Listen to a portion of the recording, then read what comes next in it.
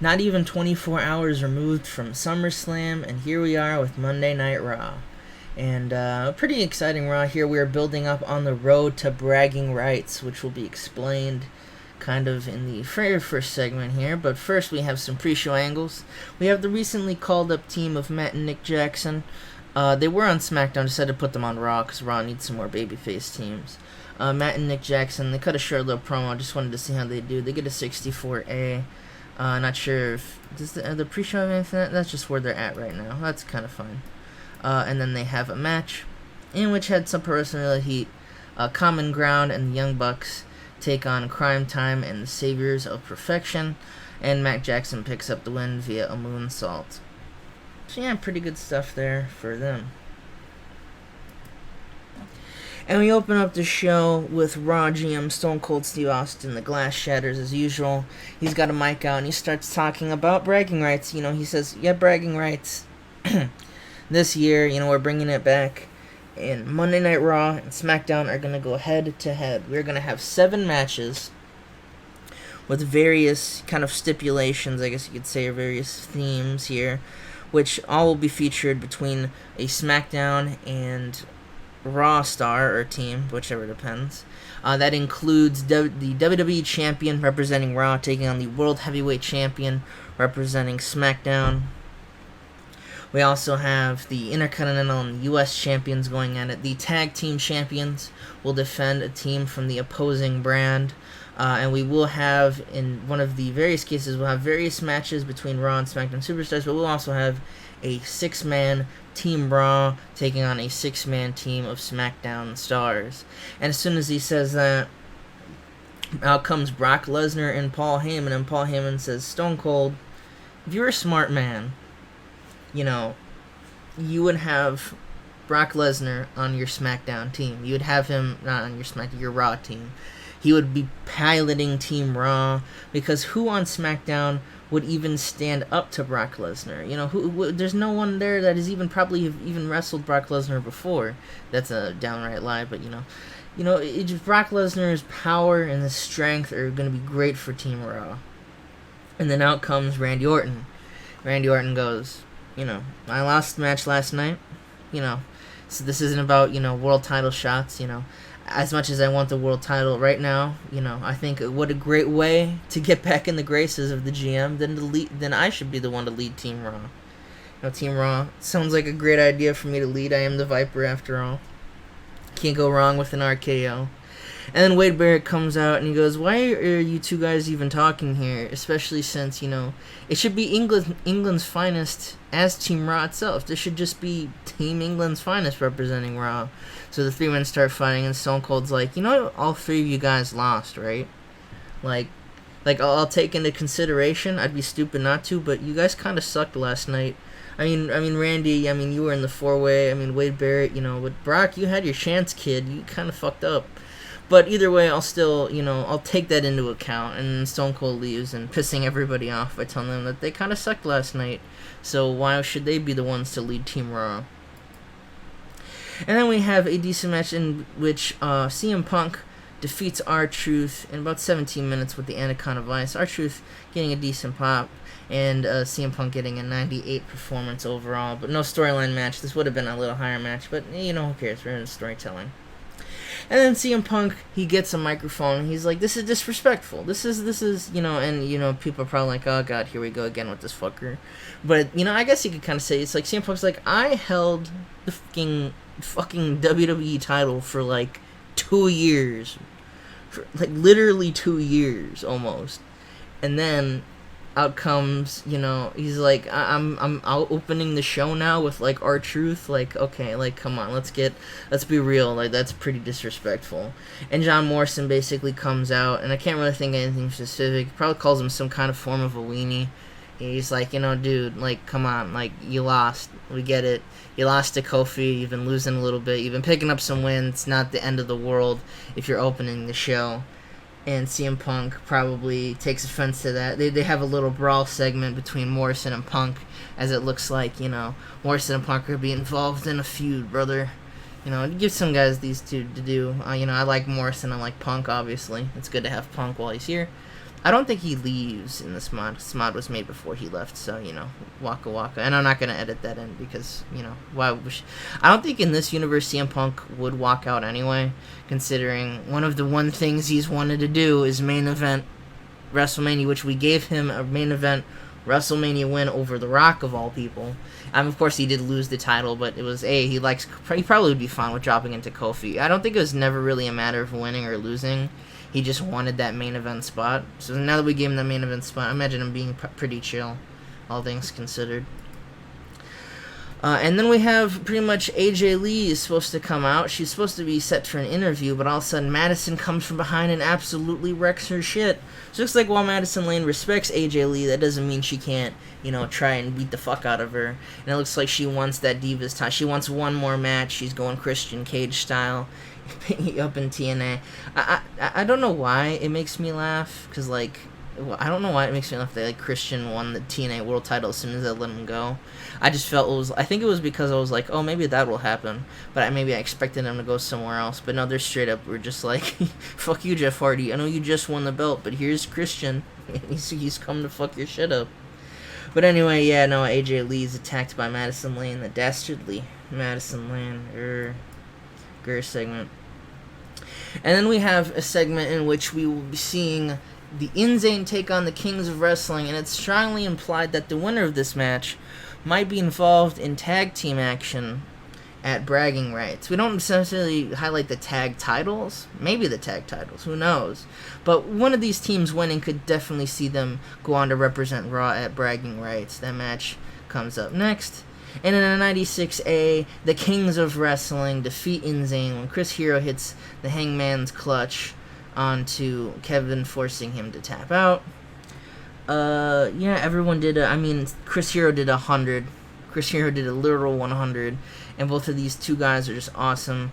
Chris Hero, he did pick up an injury. He strained ankle ligaments. So hopefully that does not play into anything very serious. Hopefully that's just kind of or strained. I think it said sprained. So, Chris Hero sustained. Okay, Michael Hayes. What is Michael Hayes doing?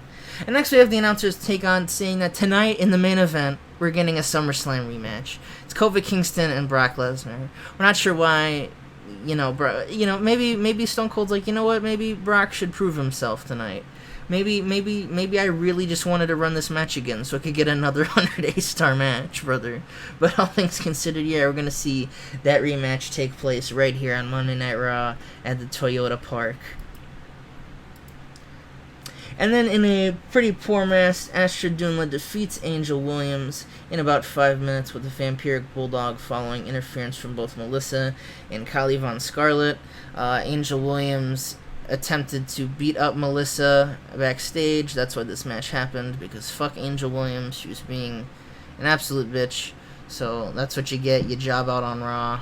And that's also good to get Astrid another win, because I like Astrid. I like booking this kind of little stable here with the Coven. I didn't have any plans for it originally, but then it just kind of came about. So yeah. So now we get more serious shit. You can tell how serious it is by me laughing. And it's Triple H and Stephanie. They walk out. There's no real music or really any crowd reaction, because the crowds, they figure out what they're about to be talking about. Triple H is going to do all the talking, as Stephanie clearly is recovered from crying or whatever the fuck. Triple H, he thanks the Raw GM Austin for letting them take time to come out and explain the situation to the fans. But there's no easy way to sugarcoat it. Vince McMahon was taken to the local emergency center last night following the AA off of Titan Towers by John Cena in his match. He is alive. He's not dead. But he is currently resting in a coma, and the doctors are unsure of when or if he will ever recover. The board of directors decided to go through with their plans of removing Vince McMahon as CEO of World Wrestling Entertainment, both as kind of a fuck you for not getting the belt off John, as well as, Vince not being able to do any of his duties as CEO of the World Wrestling Entertainment. I almost called it the Federation. Slip up, brother. And are expected to make an announcement on the John Cena situation as soon as this Friday on SmackDown. After that, a vote will do indeed take place to crown a new CEO of the WWE. Who exactly it is will be up to the board to decide. However, until then, Triple H urges the WWE Universe to remain calm and steady And we should all pray for Vince McMahon that he does not die in his coma that John Cena gave him. So yeah, pretty somber stuff. Vince McMahon is in a coma. He's no longer the CEO of WWE. We're gonna edit the stocks. I think that's illegal, but it's like no. Vince has lost all his stocks. He is now a poor man. And after that, we have how do you follow that up? By having the Big Show and Kane, of course. The Big Show and Kane getting ready for their tag team matchup, which the announcers talk about. They're going to be next teaming up against Yujiro Takahashi and Daniel Bryan, because why not?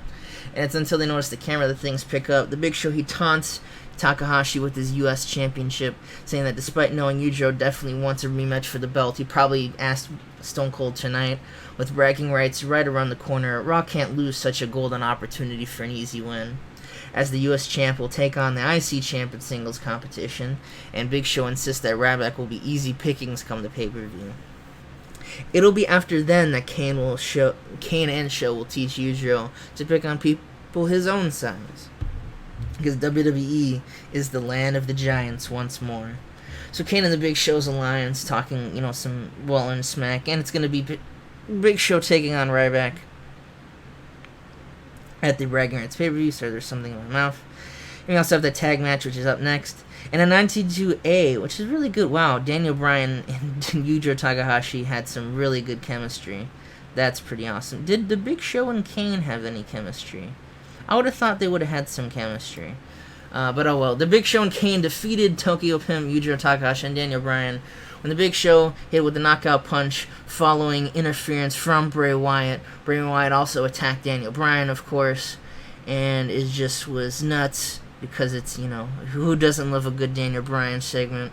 And it looks like not only has the feud between Yujiro and the Big Show continued, it looks like Bray Wyatt has not taken his loss last night lightly against the Yes Movement and Daniel Bryan. Really actually excited with this match. I did not expect a 92A out of it. All things considering the Big Show, Kane, and Daniel Bryan did 100, all things considered. But I think it's probably mostly because of the chemistry, so, maybe they'll be teaming up. I don't know about that.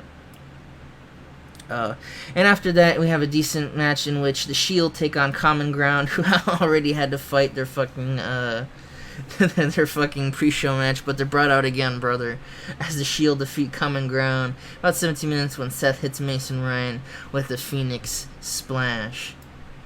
And after that, the Shield get in the ring. Dean Ambrose has got a mic. Dean talks about, we're the Shield. We won last night, and we proved that we are the most dominant team on Raw. And we're about to do what the Shield had said we're going to do. We've been wasting our time fiddling around with England's finest, and we really need to assert ourselves. We really need to move past kind of what's been going down recently, and we are going to start delivering justice to the WWE roster. So why don't we make this easy for ourselves, and why don't someone come up, some poor soul come up, step to the Shield. Let's see if you want some justice. And all of a sudden the lights go out, we get the countdown, and it's Y2J, Chris Jericho comes out. And Chris Jericho goes, talk about fiddling around. I kind of was, I spent most of the last kind of year fiddling around. I was shaking my ass with the Big Show and Jericho, and that didn't really get me anywhere. And then I kind of started to pick on the Miz just last month, and again, that didn't really matter. That cost me a world title shot. But I got nothing better to do, and you guys are just some snot-nosed kids that are nowhere near Y2J's level, so you know what? Fine, I'm going to step up to you. It's Y2J, get ready for Chris Jericho. And the Shield's never, ever going to be the same again. I thought I'd throw that catchphrase in there. So yeah, it looks like Chris Jericho steps up to the Shield, proving that maybe, or will Chris Jericho beat the Shield? Will he be the first kind of person to be inducted into that Hall of Justice or whatever the fuck they used to call it? I can't remember the old Shield. It's weird because the Shield were awesome, and their old Shield at least, not the new Shield. The new Shield reunion sucked. But this, what's it called? I don't know why I don't remember any the key catchphrases the Shield had at the time. There's believe in the Shield, but that really wouldn't have worked at the. Anyway, And we have in a 95A in their rematch, Kofi Kingston defeats Brock Lesnar once again with a Trouble in Paradise. During the match, we also had Randy Orton come in. He comes at the end. He distracts Brock Lesnar, which Kofi doesn't see it, and that allows him to hit the Trouble in Paradise to make defense number 9 of his WWE title. Not 100, but we don't need hundreds on Raw. It's more like we need hundreds on like pay-per-views. So yeah, Kofi Kingston makes defense number 9 of his WWE title. So he's still the champion. It's still going to be Kofi against John Cena, unless the John Cena situation, however, the board of directors is going to handle that. And I also completely forgot, The Miz was on commentary. So The Miz was on commentary, and as Kofi Kingston celebrates his big win, he didn't see Randy Orton come at the end. Brock probably just marches right back looking for... He probably marches right straight after Randy Orton to try to beat the shit out of him. He spots The Miz. He's doing a slow clap from the announce table. And Kofi gets a mic. He demands a mic. And then he follows it up by telling Miz to get in the ring and to explain to him just exactly what this whole Destiny shit is all about anyway. The Miz seems stunned. Someone wants him to speak for a change. Usually they tell him not to speak. And then he grabs his personal mic from ringside, the one that has like the M, on instead of the W. He strolls into the ring. He gets it. He gets the mic. He puts it near his face. He looks Kofi dead in the eye. And then he drops the mic, grinning as he walks to the back, closing Raw. Your explanation denied. So Miz being a cocky little shit against Kofi Kingston. That's how we end Raw. Let's see how Raw did. Get a 94A. Matt Jackson and Mick Jackson were apparently overused. I didn't think you could be overused on the pre-show. So I guess the pre-show crowd before they got in was filled with the Reddit crowd were just like, boo, Young Bucks suck, give me Big Show. They really wanted to see. They popped for the Big Show. They really wanted to see the Big Show fight Yujiro Takahashi and Daniel Bryan in the tag match. But all things considered, what's it called? Yeah, that's Raw. Pretty good Raw. I liked it. We're building up to bragging rights. Got some interesting matchups, some interesting stories telling, and this kind of really is at this point in the save. I mentioned on the SummerSlam kind of post-show video. This really is where some big story stuff is going to start involving. So we got the Miz's stuff. We got some of the undercard stuff on Raw, but mostly the main event stuff. With John Cena and that. We get some really interesting developments, and of course you have Oz. Who doesn't love Oz?